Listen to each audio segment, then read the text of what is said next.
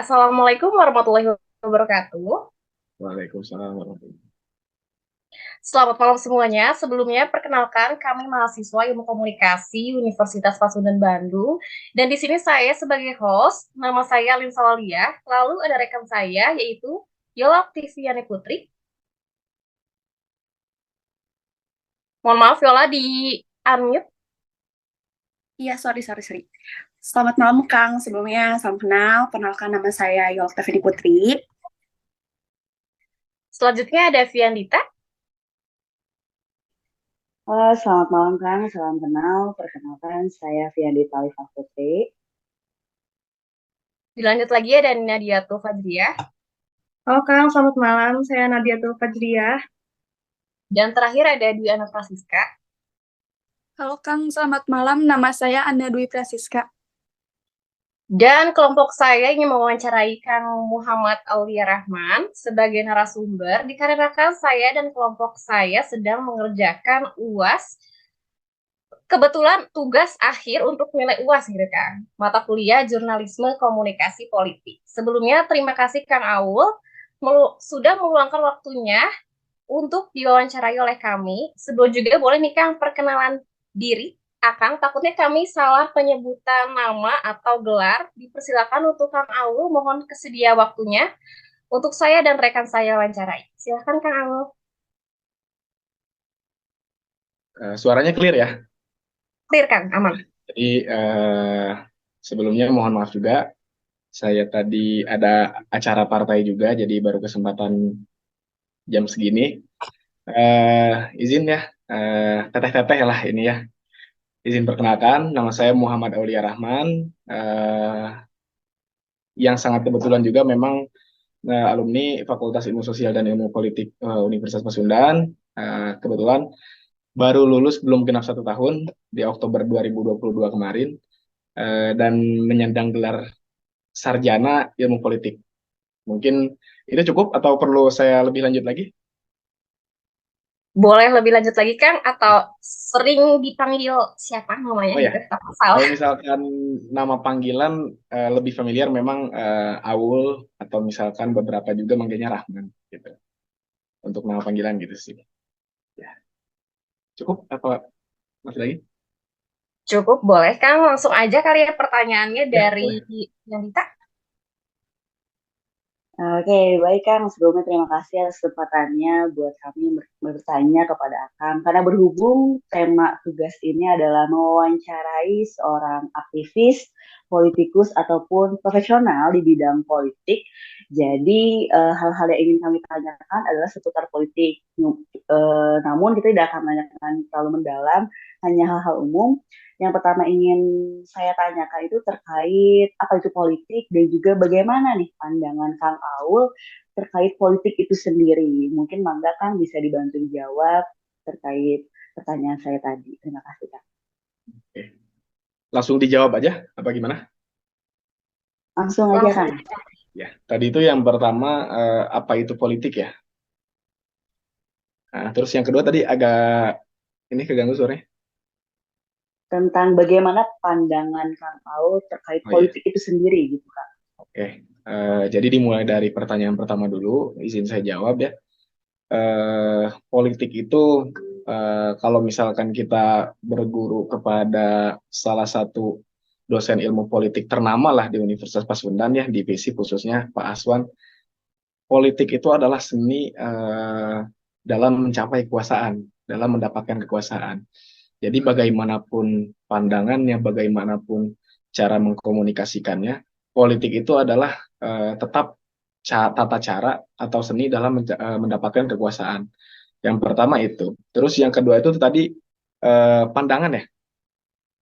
Apa gimana? Betul Pandangan ya? Kang, betul pandangan akan melihat politik itu seperti apa. Oke, jadi mungkin kalau misalkan untuk berkaca terhadap pandangan saya terhadap politik, berarti kan ini ranahnya nasional ya. Karena kalau misalkan untuk komunikasi terkait politik itu kan, kalau misalkan di tadi mata kuliahnya kan ada politik internasional dan lain sebagainya, cuman saya jawab untuk politik nasional yang memang kebetulan saat ini saya menjadi salah satu partisipasi politik. Gitu. Jadi kalau misalkan pandangan saya terhadap politik nasional saat ini, yang pertama itu abstrak. Terus yang kedua unik. Terus yang ketiga memang beragam, pokoknya beragam banget lah gitu masalah terkait pandangan kita terhadap politik. Memang hal ini tergantung pada sudut pandang siapa yang dipertanyakan. Terus yang kedua, bobot pertanyaannya ini mengarah kemana? Apakah mengarah kepada dinamika perpolitikan? Apakah kita mengarah kepada dinamika pemilu yang akan datang? Atau hanya sekedar berbicara mengenai perpolitikan partai politik dan seperti dan lain sebagainya lah. Cuman kalau misalkan saya tanggapi pandangan saya ini terhadap dinamika politik menjelang pemilu, pandangan politik saya untuk saat ini itu abstrak banget gitu. Abstrak banget dalam artian eh, partai politik itu seakan-akan memiliki peran namun tidak berperan. Pertama itu. Terus yang kedua, gagalnya demokrasi di Indonesia ini semakin terlihat gitu karena bagaimanapun politik tidak terlepas dari demokrasi negara. Terus kenapa saya sampaikan demikian? Karena ada upaya-upaya atau apapun itu pergerakan-pergerakan dari elit-elit politik atau bahkan isu-isunya itu ada permainan dari penguasa saat ini itu membuat dinamika politik menjadi abstrak gitu. Jadi memang saya bilang tadi partai seakan ada namun tiada, marwah partai itu semakin hilang. Yang justrunya itu harusnya ada kewenangan di misalkan kita katakan legislatif itu ternyata di luar kendali. Terus ada kewenangan-kewenangan terkait hukum itu malah mencampuri urusan politik. Nah itu jadi keabstrakan yang saya sampaikan itu apa ya berpatokan pada proses menjelang pemilu 2024. Jadi pandangan saya yang pertama tadi itu abstrak, terus yang kedua unik. Uniknya di mana? Uniknya itu semua partai saat ini bersifat menolak terkait oke lah sistem yang sedang ramai dibicarakan sistem pemilu, tapi tidak ada satupun partai yang memang berani turun ke jalan secara langsung. Itu padahal dalam hal ini seluruh partai harusnya berkomitmen, berkomunikasi satu sama lain untuk menjaga kedaulatan negara pertama itu. Karena bagaimanapun ketika ada proses transisi kepemimpinan di negara itu terancam, itu kan menyangkut kedaulatan negara juga.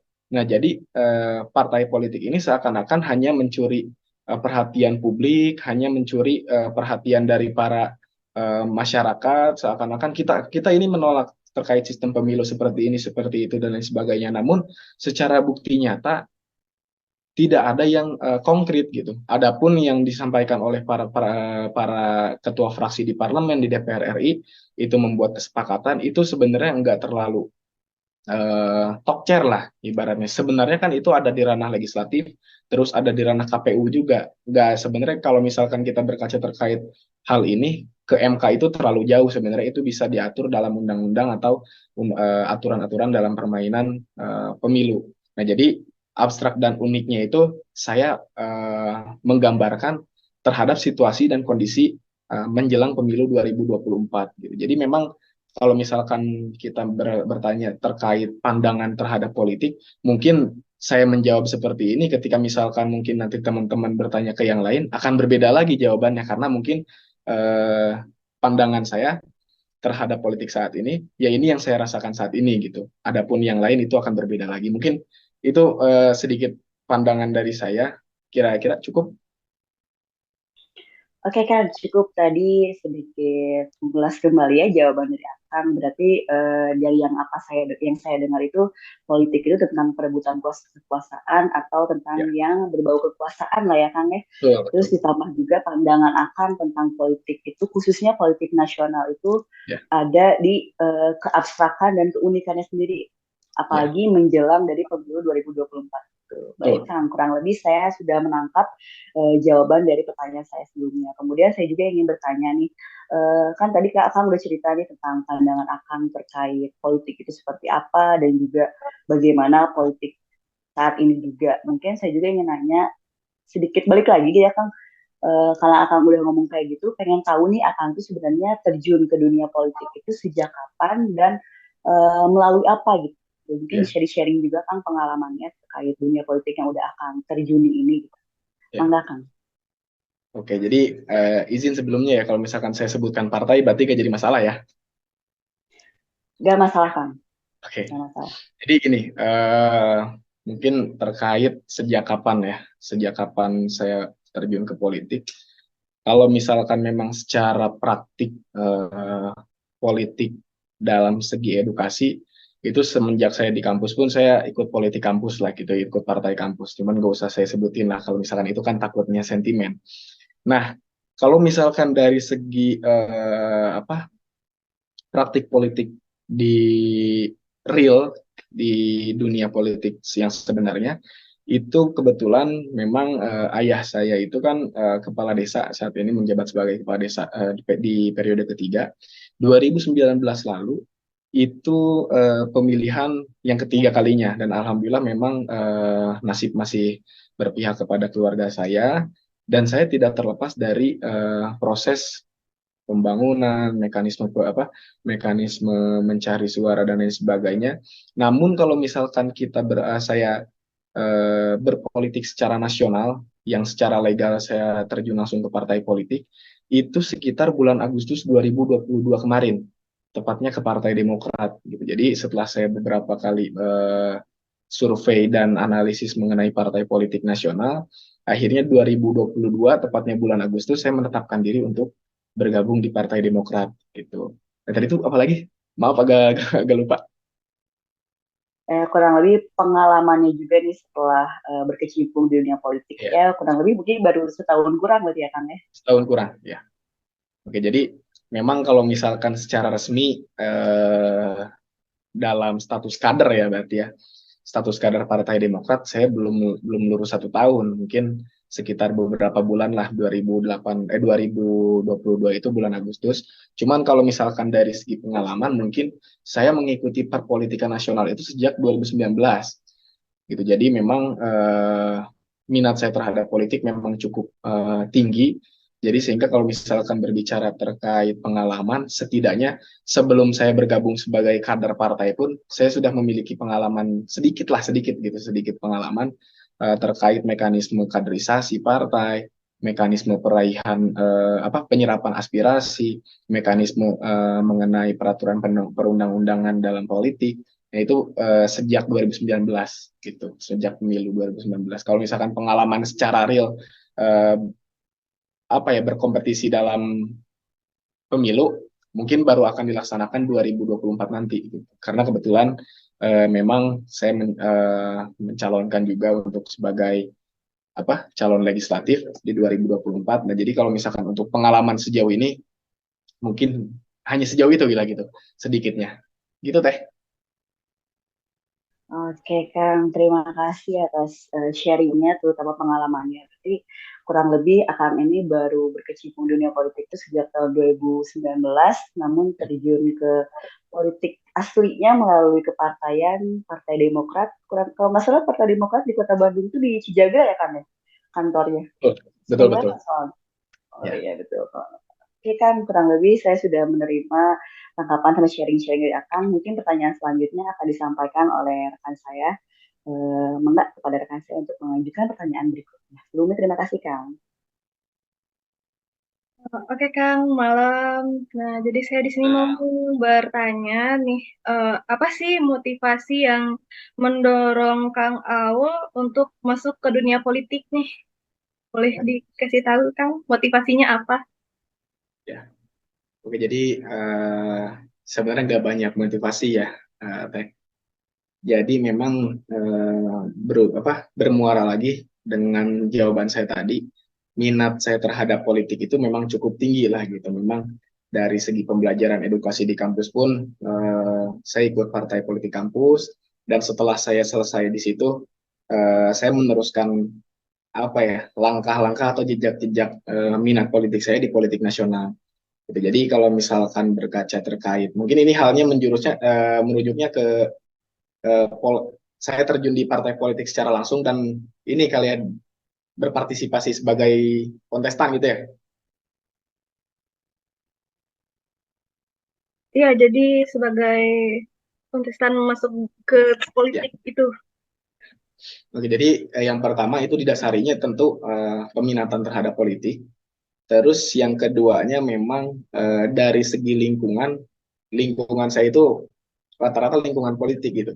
Baik di keluarga, baik di rekanan teman-teman sekolah, begitupun teman-teman yang ada di kampus lah gitu, alumnus-alumnus Unpas. Ya, jadi dengan dua dasar itu cukup untuk mensupport diri saya untuk memantapkan diri terjun langsung ke dalam politik. Tentunya selain itu ada hal-hal faktor pendorong kenapa saya harus terjunnya ke eksekutif, ke legislatif dan mencalonkan di tingkat Kabupaten Bogor gitu, karena kenapa nggak langsung ke provinsi aja kan, kenapa nggak langsung DPR RI. Nah, jadi salah satu faktor pendorongnya itu yang pertama, saya miris terhadap penilaian masyarakat, legitimasi masyarakat kepada parlemen itu semakin tahun semakin berkurang. Bahkan sangat mengecewakan ketika ada organisasi pemerintah yang memang termasuk dalam trias politika di suatu negara, tapi lembaganya ini di bawah 5 besar gitu, tidak diberikan kepercayaan oleh masyarakat. Nah, jadi tekad saya itu yang pertama saya sampaikan juga kepada tim, bahkan kepada partai politik yang mengusung saya. Yang pertama, andaikan nanti mungkin nasib baik berpihak kepada saya, yang pertama itu ingin mengembalikan legitimasi dari masyarakat terhadap parlemen seperti sedia kala atau seperti sebagaimana harusnya gitu, karena bagaimanapun parlemen ini salah satu dari trias politika yang mengatur dari segi kehidupan kita gitu. Bahkan ada yang bilang satu suap nasi yang kita makan pun itu adalah produk politik gitu. Jadi yang pertama itu tadi faktor pendorongnya ya, di luar dari individu saya dan dorongan dari dukungan dari keluarga juga. Itu yang pertama tadi, mengembalikan legitimasi. Terus yang kedua, sikap peduli terhadap lingkungan tentunya. Karena bagaimanapun sedikit banyaknya ilmu yang saya dapat dari kursi perkuliahan, dari perguruan tinggi, saya rasa itu cukup lah untuk sekelas tingkat Kabupaten Bogor, sekelas tingkat DPRD Kabupaten, itu membantu dalam mengalokasikan pemikiran-pemikiran yang kita dapat di perkuliahan, itu bisa bermaslahat untuk masyarakat tentunya. Jadi banyak keluhan dari masyarakat terkait sekarang ada anggota dewan yang turunnya 5 tahun sekali, ada anggota dewan yang datangnya cuma butuhnya doang, tapi aspirasi tidak turun. Terus misalkan ada kebijakan-kebijakan pemerintah yang tidak berpihak kepada kebutuhan masyarakat. Nah, itu yang ingin saya benahi gitu, yang jadi salah satu faktor pendukungnya itulah. Jadi mengapa saya turun ke politik? Sebenarnya agak malu juga sebenarnya turun ke politik tuh, masih terlalu muda sebenarnya kan. Sedangkan di senior-senior aja, saya itu kan paling muda di Bacalek gitu. Jadi yang paling dekat dengan saya pun umurnya 27 tahun gitu. Jadi mereka itu rata-rata kan udah mapan, mereka ini udah berkecukupan dari segi logistik.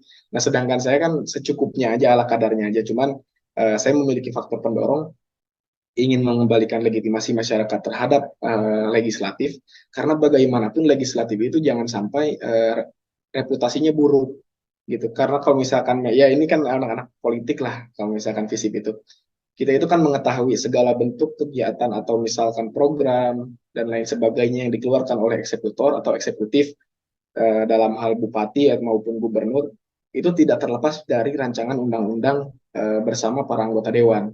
Nah, jadi fungsi anggota dewan itu yang tidak terlihat oleh masyarakat, saya memiliki niat untuk menonjolkan itu. Gitu. Mungkin secara singkatnya gitu aja lah, kalau misalkan dilihat dari faktor-faktor lain cukup panjang juga lah gitu, karena ada faktor-faktor pendukung lainnya lah gitu. Oke, makasih banyak ya Kang atas jawabannya. Nah, aku mau nanya sekali lagi nih Kang. Jadi, gimana nih tanggapan Kang Aul dalam kesiapan generasi muda, khususnya mahasiswa nih yang akan menghadapi pemilu 2024? Ya, oke. Jadi boleh nanya gak, ini semester berapa nih semuanya nih? Semester 6, Kang. Kita Oh, semester semester akhir 6. ya? Bilang semester akhir ya? Iya. Oke, jadi Betul, Kang. mungkin untuk para mahasiswa ya. Jadi gini, mungkin dari beberapa di antaranya ini merupakan pemilihan pertama, tapi beberapa di antaranya juga ini pemilihan kedua, atau misalkan ada yang gap year itu pemilihan ketiga dan lain sebagainya, itu tidak jadi soal lah. Cuman saya rasa mahasiswa saat ini harusnya ambil peran yang cukup signifikan. Karena sejauh ini yang saya tinjau, ya mungkin saya nggak tahu banyak lah terkait kondisi dinamika di Bandung. Karena mungkin setelah saya lulus, memang langsung pulang ke Bogor dan mengikuti dinamika yang ada di Bogor. Nah, yang saya tahu dari sekarang, di Bogor itu kan ada beberapa universitas lah, salah satunya yang ternama itu kan IPB. Nah, jadi saya melihat kurangnya peran mahasiswa. Justru pentingnya peran mahasiswa itu saat ini menurut saya. Karena kalau misalkan selalu digadang-gadang mahasiswa adalah agent of change, mahasiswa adalah agen perubahan dan lain sebagainya.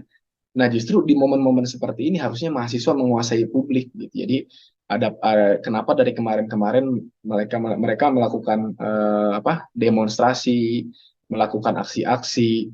Sebenarnya itu dibilang nggak efektif juga nggak, karena beberapa di antaranya efektif, tapi justru ini kan menjelang pemilu, mahasiswa itu harus lebih berperan gitu, karena agen perubahan, terus juga mereka mahasiswa ini kan diibaratkan sebagai motor pemikir lah, motor pemikir masyarakat gitu di antaranya, dan bagian-bagian dari masyarakat itu rata-rata kan pejuang. Jadi perjuangan yang mereka bawa itu selalu terkait dengan kesejahteraan sosial, dengan keadilan hukum di negara, dan lain sebagainya lah gitu. Jadi saran saya untuk para mahasiswa justru ambil peran saat ini. Gitu bisa dimulai dari membuat, apalagi anak-anak ilmu politik ya, ilmu komunikasi juga gitu, dimulai dari ikut berperan di daerah. Misalkan kayak contoh saya ini kan mengharapkan ada mahasiswa di Kabupaten Bogor atau himpunan mahasiswa atau misalkan sekumpulan mahasiswa yang menciptakan sebuah forum kayak di ILC atau misalkan kayak debat capres cawapres FISIP. Itu kan sebuah hal yang harusnya kita bisa implementasikan juga secara langsung di masyarakat gitu. Jadi jangan sampai ketika ada momentum untuk melakukan perubahan, mahasiswa ini justru tidak berperan, bahkan kurang berperan gitu. Jadi sangat amat disayangkan lah kalau misalkan mahasiswa melewatkan ini. Jadi saya rasa mahasiswa perlu berperan pertama itu. Terus yang kedua, bergerak lebih aktif. Justru saat inilah sampaikan aspirasi-aspirasi mereka yang mengatasnamakan rakyat Indonesia, sampaikan, karena dalam 1 tahun, dalam 9 bulan, Indonesia akan memiliki pemimpin baru. Yang pertama itu. Terus yang kedua, legislator-legislator pun akan banyak yang baru. Nah, jadi dari sebelum mereka duduk di parlemen, sebelum mereka menjabat sebagai pimpinan negara atau daerah, justru godok dulu sama mahasiswa di sini. Bahkan ketika misalkan memang ada caleg yang bagus justru kurang popularitasnya atau misalkan kurang reputasinya, ketika menurut mahasiswa itu bagus, itu bisa didorong oleh mahasiswa gitu. Jadi jangan sampai oligarki membiarkan para elit-elitnya, anak buahnya untuk mendapatkan kursi di DPR tapi tidak berpihak kepada kepada masyarakat. Nah, jadi mahasiswa saya rasa mudah-mudahan nih hasil dari wawancara kita kali ini bisa diimplementasikan dalam kebijakan kampus, atau misalkan nanti bisa didiskusikan dengan kawan-kawan di daerahnya masing-masing, bikin forum-forum untuk mengetes kepemimpinan, karena yang saya bilang politik nasional itu berbeda jauh dengan politik kampus. Tapi kalau misalkan dari segi kesehatan, politik kampus itu jauh lebih sehat. Karena politik kampus nih ya, kalau misalkan yang saya ketahui dari 5 partai di kampus kita ini, itu semuanya perfect betul ketika memilih calon-calon legislatif. Ada fit and proper test, terus ada tes wawasan mengenai legislatif, ada tes wawasan mengenai perpolitikan. Nah, di politik nasional itu nggak ada. Justru hanya beberapa partai aja yang menyelenggarakan. Nah, jadi tentu mahasiswa harus membawa hal positif itu ke ranah publik. Ketika menjelang pemilu seperti ini, harusnya mahasiswa itu berperan. Ayo kita bikin sebuah komunitas di dalam satu kecamatan misalkan, atau satu dapil, atau bahkan di wilayah kota atau kabupaten, kita buat forum untuk uji layak para bacaleg. Jadi di situ akan kelihatan ini bacaleg yang punya duit doang jangan sampai jadi. Karena apa? Dalam hal yang seserius ini nggak bisa hanya mengandalkan materi dan popularitas. Karena beberapa di antaranya kita tahu lah gitu. Di politik nasional, di calon-calon DPR RI ada yang mengusung artis, ada yang mengusung public figure yang secara tidak langsung ya kita nggak tahu mereka diproduksi di mana. Yang kita tahu mereka diproduksi di film-film, mereka hanya sering muncul di talk show tanpa kita tahu mereka berproduksi politiknya ada di mana gitu. Nah, bukannya saya meragukan terkait kapabilitas mereka sebagai politisi, tapi justru ini yang perlu dikritisi oleh mahasiswa. Kok bisa ada orang yang jauh-jauh dari politik tiba-tiba mencalonkan legislatif dengan dasar dengan dalih ya mereka memiliki popularitas dan memiliki massa yang cukup banyak gitu karena mereka terkenal. Nah itu cukup bahan untuk dikaji oleh mahasiswa supaya mahasiswa mengambil peran lebih banyak lagi lah menjelang pemilu. Nah terus satu lagi ketika memang para mahasiswa ini ingin berperan, berperanlah secara maksimal gitu. Jadi jangan sampai ditunggangi. Karena saya tahu beberapa di antaranya ada mahasiswa yang ditunggangi itu demi kepentingan para partai politik. Gitu. Jadi harus kembali lagi pada tridharma perguruan tinggi, mahasiswa itu harus berperan. Justru saya bilang kalau misalkan untuk para aktivis ya, harusnya momentumnya itu sekarang, bukan ketika berjalan pemilu, berjalan pemerintahan atau legislatif sudah menduduki kursinya di DPR, kita baru melakukan demonstrasi-demonstrasi, melakukan aksi damai dan lain sebagainya. Itu kurang efektif. Karena apa? Kita sudah mengusung orang yang ternyata itu tidak berpihak kepada masyarakat.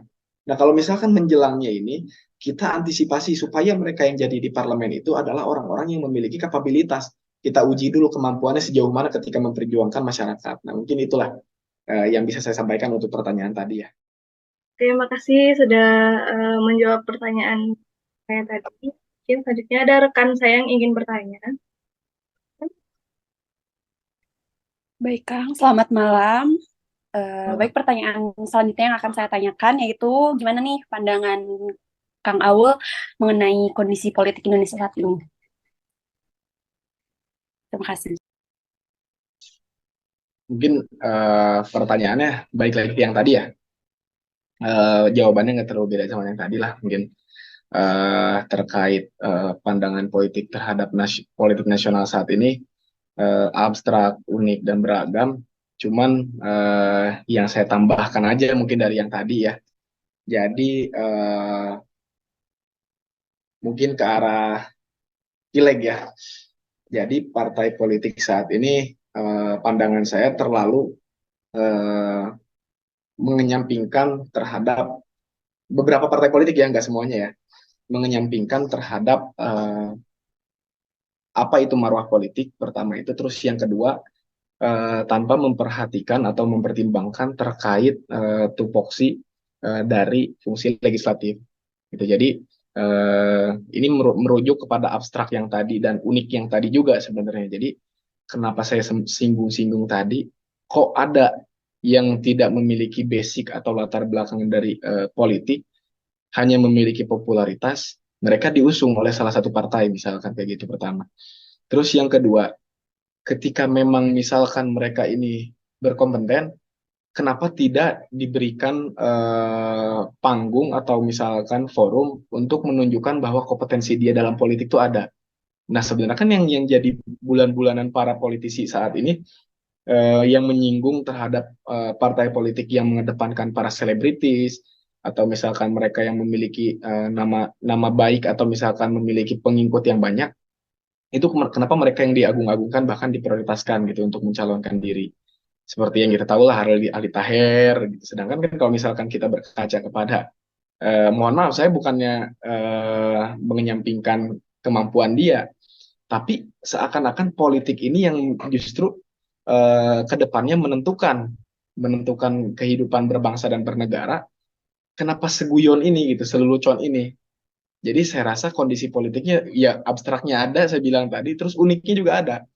Kok bisa gitu yang biasanya jadi pelawak di TV sekarang mereka diajukan untuk ada di parlemen? Apakah parlemen kurang lucu? Gitu kan? Jadi kan agak unik, agak berbeda dengan marwah politik yang seharusnya. Terus juga jauh dari bukan jauh ya, maksudnya kita nggak tahu juga sebenarnya kompetensi dia sejauh mana. Cuman kalau misalkan kita lihat jurnalis, oke lah jurnalis, wartawan, mereka itu memang karena salah satu penggali informasi, pengkaji salah satu isu-isu.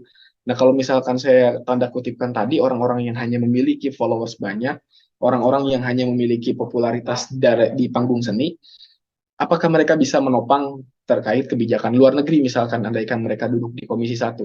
Apakah mereka bisa menjamin perundang-undangan yang ikut dalam serta dia mengkajinya atau memutuskannya itu benar-benar berpihak terhadap politik yang sebenarnya?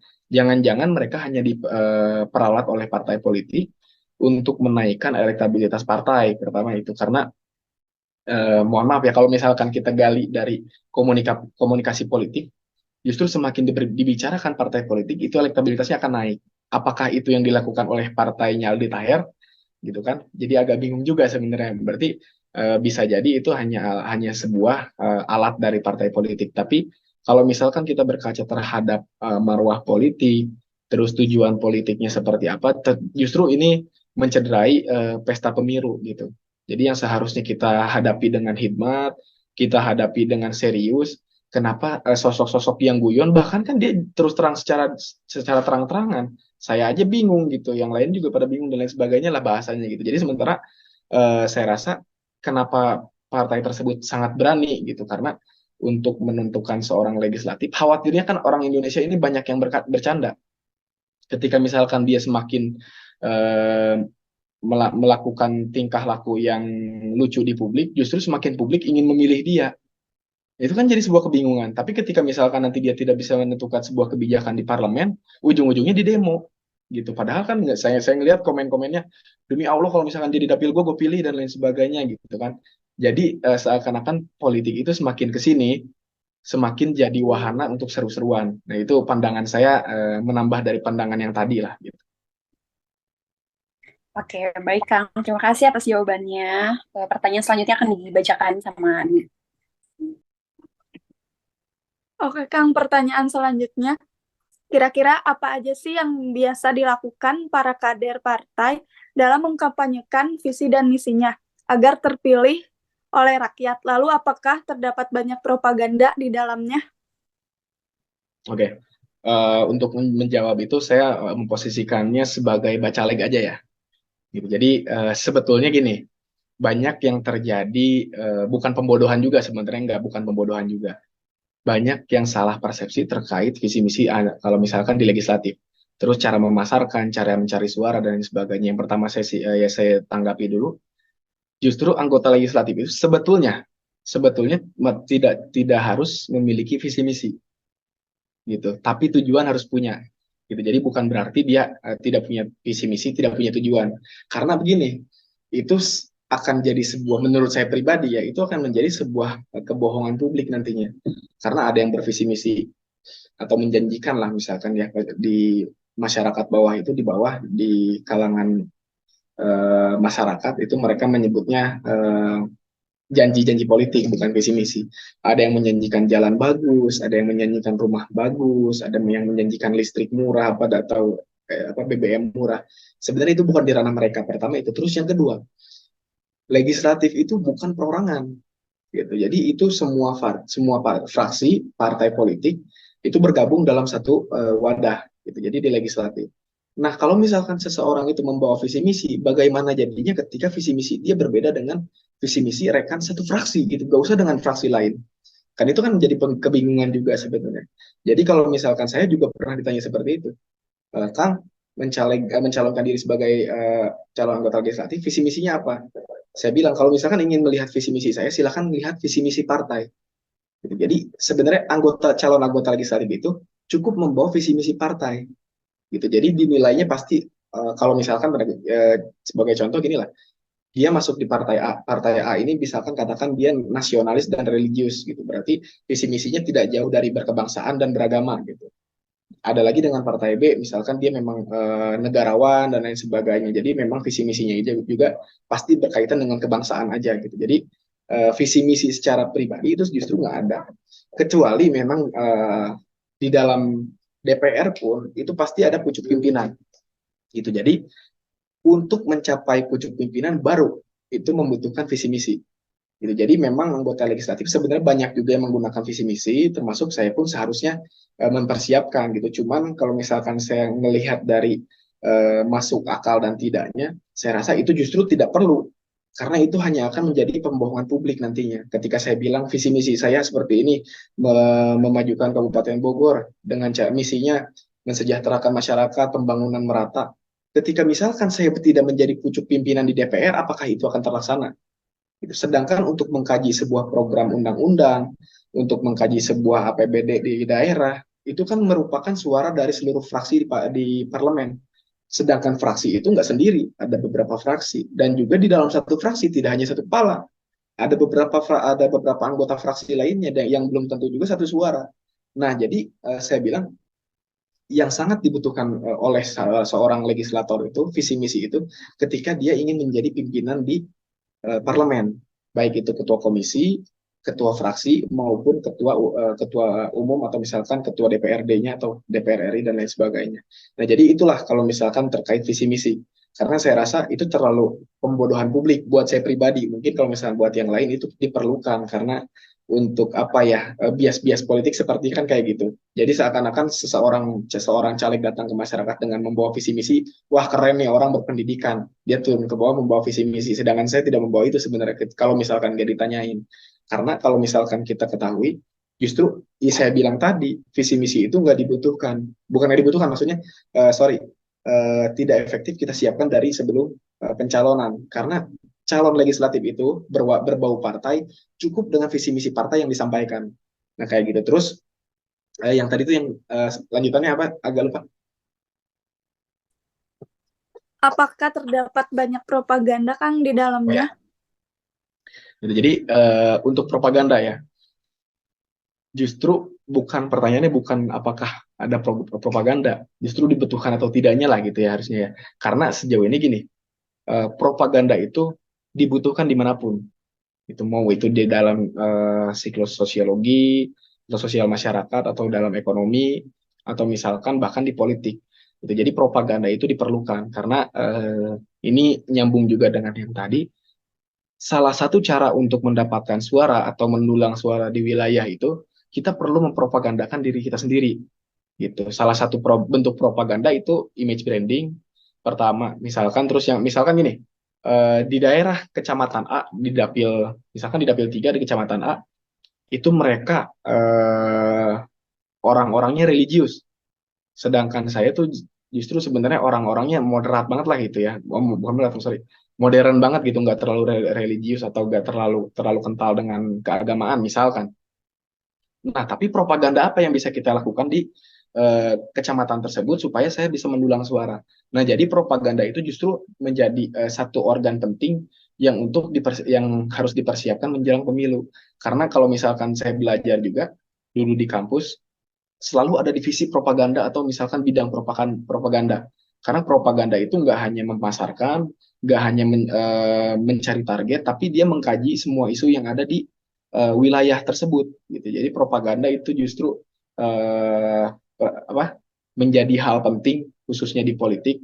Karena kalau misalkan nggak menggunakan propaganda, itu mau gimana caranya gitu, pasang banner doang udah cukup gitu, bahkan memasang banner pun alat peraga kampanye APK itu sebuah bentuk propaganda gitu kan, kayak misalkan apa slogan Demokrat sekarang itu kan muda adalah kekuatan, ya itu kan salah satu bentuk propaganda juga. Terus sekarang tujuan Demokrat itu perubahan dan perbaikan, itu kan salah satu bentuk propaganda juga.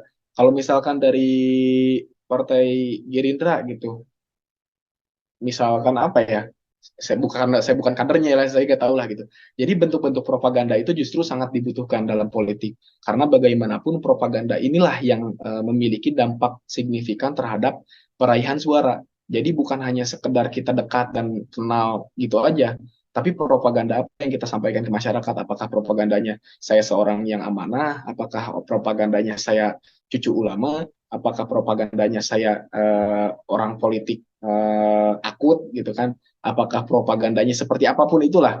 Jadi bahasa lain dari propaganda itu kan bahasanya sebenarnya bahasa akademisi banget lah gitu. Kalau misalkan di akar rumput di masyarakat itu mereka gak akan nyangkut propaganda tuh naon sih gitu kan, gak nyambung lah di mereka itu. Jadi mereka itu bahasanya image branding, mereka mengerti lah. Jadi salah satu apa yang sering kita lihat APK yang ada di jalan, slogan-slogan para partai politik, begitupun slogan-slogan dari calon-calon legislatif, itu salah satu bentuk propaganda juga sebenarnya. Gitu. Jadi sangat dibutuhkan dan sangat penting gitu. Bahkan seluruh partai menggunakan dan seluruh calon pun wajib menggunakan gitu. Baik, Kang. Terima kasih banyak. Selanjutnya mungkin pertanyaan terakhir dari saya, Kang. Adakah pesan atau saran dari Kang Aulia nih kepada mahasiswa yang akan mengikuti pemilu 2024? Kalau tadi kan Ya, mungkin ada kesiapan generasi muda, kalau ini kayak mahasiswanya mau mengikuti pemilu 2024 ya, yang di mana itu sebagian mahasiswa akan menjadi pemilu pertama bagi mereka. ya, oke. Jadi langsung dijawab aja ya. Menyikapi hal ini sebenarnya harus cukup hati-hati juga gitu, karena ini takutnya berdampak pada kebijakan atau misalkan berdampak pada psikologis para mahasiswa gitu. Ini berarti khususnya mahasiswa ya. Gitu.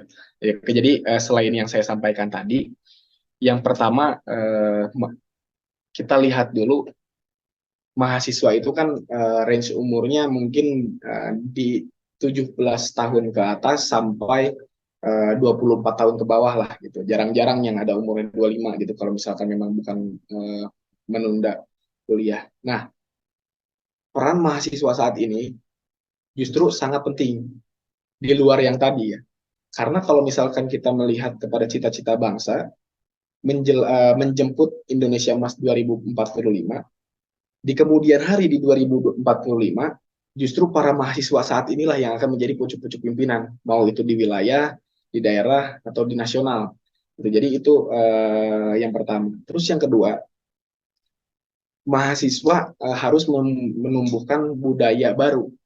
Gitu. Jadi jangan mudah terintervensi dari kalangan orang tua, jangan mudah terbawa arus, terus harus menjadi agen perubahan yang sesungguhnya, gitu. Karena menjemput atau menjelang Indonesia Emas 2045 itu sebenarnya kan agak ada banyak visi gitu kan, kayak misalkan dia dari segi ekonomi, dari segi politik, dari segi hukum, itu kan semuanya ingin sempurna lah, itu hukum yang baik dan adil seperti apa, ekonomi yang sejahtera seperti apa, dan kondisi dinamika politik yang sehat. Nah, mahasiswa saat ini ketika memang menjadi partisipan dari partai politik atau pemilu, itu harus lebih hati-hati terhadap apa ya, siklus 5 tahunan politik gitu. Jadi mahasiswa harus menyadarkan satu sama lain, bahkan kalau bisa ke yang lainnya, bahwasanya utamakan kriteria, itu yang pertama. Karena kalau misalkan saya bilang tadi ini berarti jawaban-jawabannya itu tadi bukan mengerucut, semuanya berkesinambungan lah sama jawaban-jawaban saya tadi yang saya paparkan. Jadi kita harus cari tahu dulu kriterianya. Seorang legislator itu cocoknya seseorang yang seperti apa sih? Apakah yang hanya cukup memiliki popularitas, ataukah dia yang hanya cukup memiliki uang, atau dia hanya yang cukup dekat dengan masyarakat, atau yang memiliki pendidikan, atau memiliki kapabilitas lain. Nah, jadi harus ditentukan itu oleh para mahasiswa sebenarnya. Apalagi sekarang kan dalam 2 tahun terakhir yang saya ikuti sebagai mahasiswa, itu banyak banget terjadi kan aksi-aksi di DPRD, DPR kabupaten provinsi, bahkan di DPR RI, itu banyak melakukan aksi. Nah, 2024 jadikan momentum oleh para mahasiswa. Gitu. Kita ubah sistem peraihan suara mereka ini, anggota-anggota legislatif yang biasanya cukup, ya udahlah, ngapain kalian demo, ngapain kalian menuntut hak kalian sebagai rakyat, toh sebelum pemilu pun kalian minta uang kok, toh sebelum pemilu pun kalian saya bayar kok suara kalian 50.000 misalnya, untuk apa kalian menagih hak kepada kami gitu. Nah, sedangkan yang terjadi kemarin-kemarin, mahasiswa kan kurang berperan dalam hal itu. Jadi tidak ada menyadarkan, seperti ada contoh lah salah satu desa di daerah Jawa Tengah kalau nggak salah, itu pemuda-pemudanya, walaupun mereka dari segi pendidikan nggak terlalu tinggi lah, gitu. Cuman kesadaran mereka terhadap politik yang sehat itu cukup tinggi. Ketika menjelang tahun pemilu, mereka sebar banner di mana-mana, menolak money politik pertama. Terus yang kedua, menolak bantuan-bantuan yang berbau politik. Nah, itu kan salah satu bentuk menciptakan politik yang lebih sehat. Gitu. Sedangkan sekarang kan para caleg itu pasti mikirnya kalau misalkan yang kolonial ya, kalau misalkan disebutnya kolonial itu yang kolot-kolot lah gitu loh pemikirannya. Mereka yang penting gue cukup duit sekian, gue simpatisannya sekian, berarti amplop gue cukup sekian, dan gue jadi. Nah, yang salahnya itu kan gitu. Nah, mahasiswa saat ini harusnya lebih berperan, menyadarkan organisasi kepemudaan di wilayah masing-masing, membawa dampak positif menjemput pemilu 2024, karena kita punya cita-cita Indonesia Emas 2045.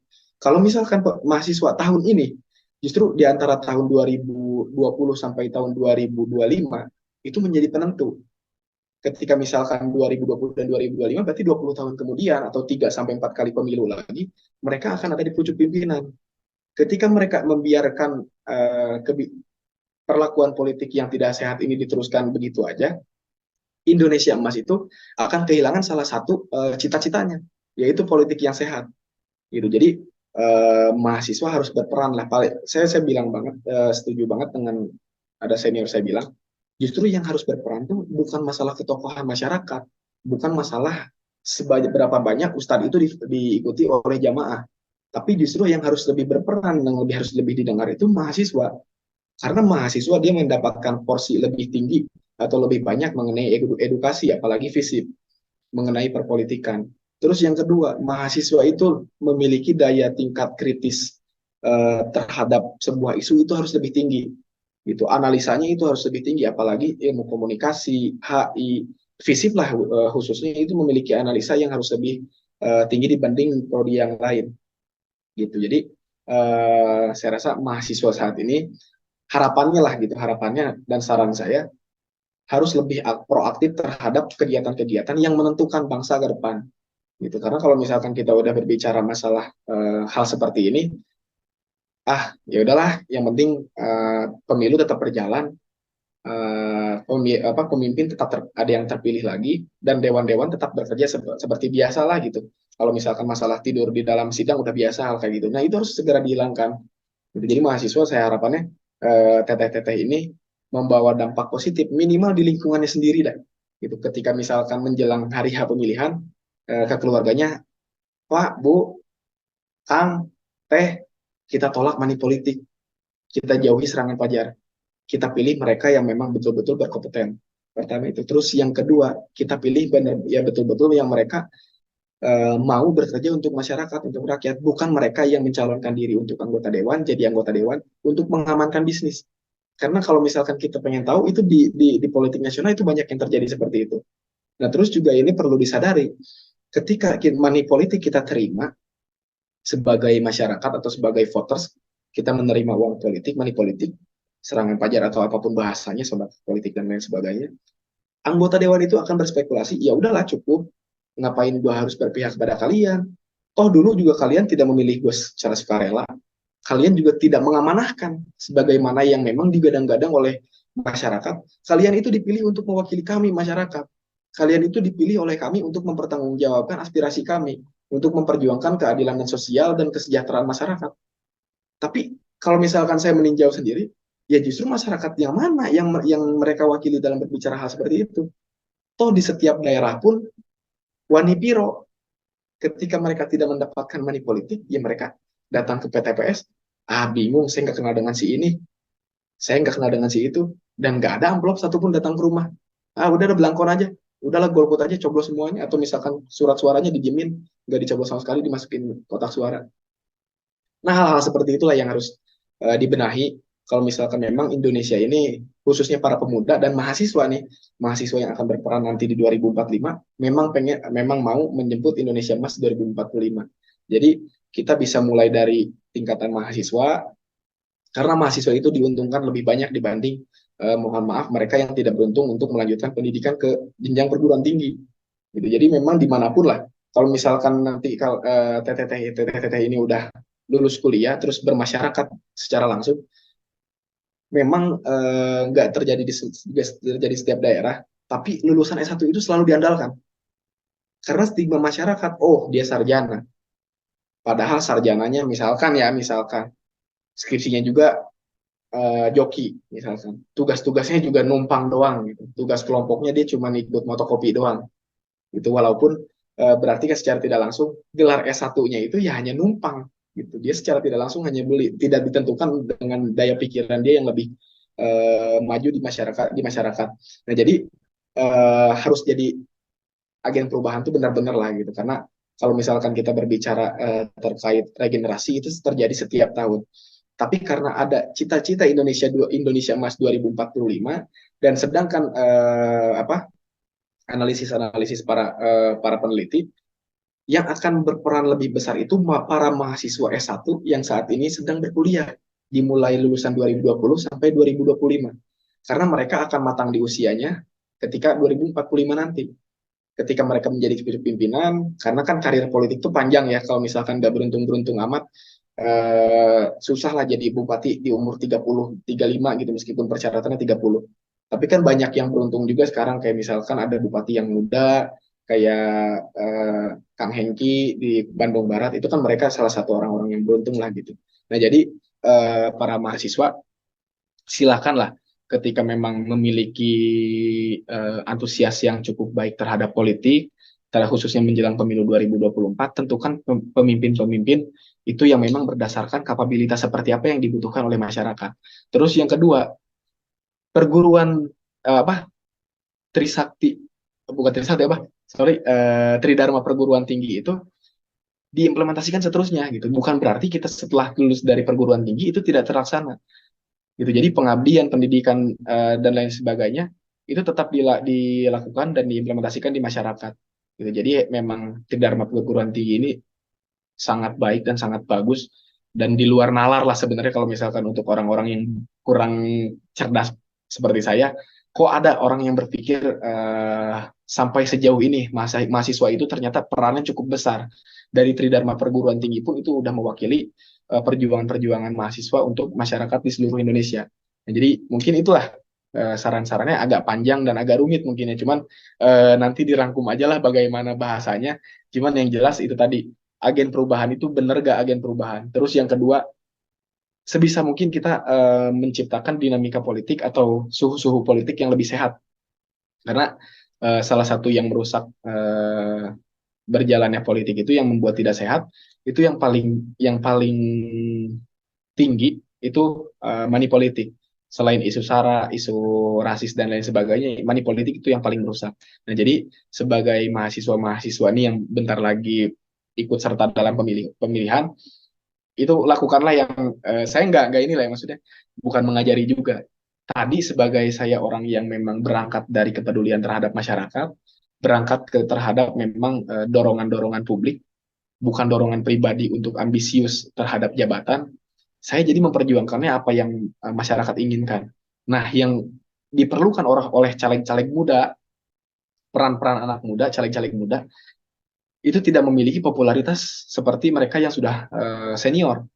Mereka memiliki popularitas, misalkan mereka memang udah terjun di organisasi lebih lama, atau misalkan dia memiliki pamor yang panggungnya lebih besar di daerah. Nah, itu jadi pemuda-pemuda yang memiliki pikiran bagus, pemuda-pemuda yang memang membawa aspirasi dengan baik, itu tidak terbantu oleh keadaan gitu, karena mereka popularitasnya masih kecil, yang harusnya dia bisa membawa aspirasi kepada masyarakat, justru mereka tidak terpilih. Justru yang terpilih karena dia punya popularitas, dia punya nama besar di panggung seni misalkan, justru mereka yang terpilih gitu. Jadi silakan dirangkum lah bahasanya seperti apa. Cuman saran saya untuk para mahasiswa mungkin seperti itu. Jadilah agen perubahan yang sesungguhnya, karena bagaimanapun teteh-teteh ini mungkin ke depannya kita nggak ada yang tahu ya. Mungkin jadi pimpinan organisasi kah, atau menjadi salah satu penentu nasib bangsa, itu kan kita nggak ada yang tahu. Saya juga nggak tahu, ternyata lulus-lulus kok tiba-tiba jadi caleg gitu. Bahkan gaya di luar inilah, di luar perkiraan gitu. Jadi mudah-mudahan generasi kita ini, karena saya nggak terlalu tua juga ya, saya baru lulus juga, generasi kita lah yang nanti akan menentukan bangsa gitu. Karena kalau misalkan sebenarnya, kalau misalkan saya sebagai mahasiswa ngedengar bahasa itu kayak, apaan sih lebay banget ngomong-ngomong bangsa, masih muda kayak gitu kan. Tapi kalau misalkan ternyata kita udah mulai peduli terhadap negara, terhadap bangsa, oh ternyata benar peran pemuda itu dipentingkan dan diperlukan. Seakan-akan pemuda rata-rata itu kan pemuda itu dianggap anak kecil. Gitu. Jadi yang harus dihilangkan, pemuda itu bukan anak kecil. Mereka juga harus berpikir dulu pas mereka muda, itu mereka muda itu memiliki semangat yang menggebu-gebu. Justru perubahan itu banyak terjadi pada saat usia muda. Soekarno sendiri yang bilang kan, gitu 10. Soekarno hanya butuh 10 pemuda gitu, bukan 10 senior atau 10 aktivis atau 10 artis gitu kan. Enggak gitu. Jadi para mahasiswa mungkin silahkan dirangkum seperti apa, dan harapan saya teman-teman ini berlima bisa membawa dampak positif minimal di lingkungan terkecil dulu di keluarga. Misalkan ke orang tua, ke kakak yang memiliki hak pilih, kita harus cari tahu lebih lebih dalam lagi terhadap caleg-caleg yang akan mewakilkan kita, yang mewakili kita nanti di parlemen. Jadi jangan sampai hanya menerima dari money politik, jangan hanya menerima dari kedekatan dan lain sebagainya. Gitu. Jadi itulah yang perlu saya sampaikan kepada mahasiswa. Gitu. Oke, terima kasih buat Kang Aul. Tadi dari jawaban setiap pertanyaannya juga udah pas sih menurut saya pribadi. Menurut teman-teman ini udah ada pertanyaan lagi atau udah dicukupkan? Cukup. Alhamdulillah sudah cukup. Terima kasih banyak atas ilmu dan juga apa ya hal-hal yang di luar prediksi kami yang akan kita terima dari Kang Aul ini luar biasa sekali. Insya Allah amanat-amanat dari Kang Aul ini akan kita suarakan Amin, kepada amin. teman-teman di sekitar kita, khususnya di keluarga-keluarga kita juga. Terima kasih Kang. Siap. Gak kerasa juga ya udah hampir 60 menit kurang lebih kita ngobrol-ngobrol sesi wawancara ini sambil sharing juga kali ya. Yang tentunya kita juga tahu ilmu baru dari Kang Aul ini. Terima kasih untuk Kang Aul atas waktunya di malam hari ini. Mohon maaf apabila kami mengganggu waktunya. Enggak. Sudah baru pulang banget gitu ya. Kami langsung wawancara. Kami ucapkan sangat terima kasih banyak. Saya Rita Sama. Aulia sebagai host dan rekan-rekan saya pamit undur diri. Wassalamualaikum warahmatullahi wabarakatuh. Waalaikumsalam warahmatullahi wabarakatuh. Siap.